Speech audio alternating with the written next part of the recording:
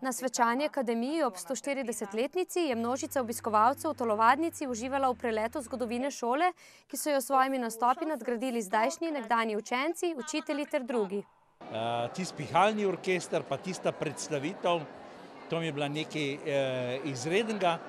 Pa seveda nastopi otrok, njihova prisrčnost, iskrenost, radoživost. Moram sorazmerno redko se to vidi, tako da sem zelo navdušen. Scenaristka in režiserka prireditve Lucija Kuntarič je k sodelovanju privabila skoraj 200 nastopajočih. Pravzaprav sem hotela, da je to res en mozaik tistega, kar se dogaja v šoli.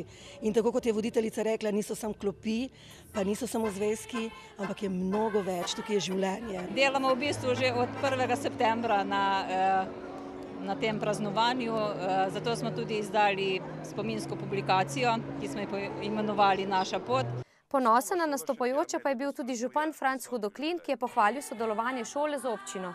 Torej, jaz moram reči, da ni prireditve, da ne nastopajo učenci, pedagogi, njihovi vodje in ostali na raznih prireditvah, pa naj se bo v raznih glasbenih točkah ali ostalih zadevah, zato seveda brez njih ne meni našega kulturnega programa.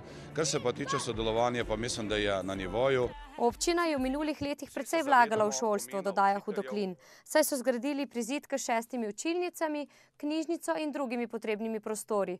V prihodnje pa naj bi uredili še kuhinjo.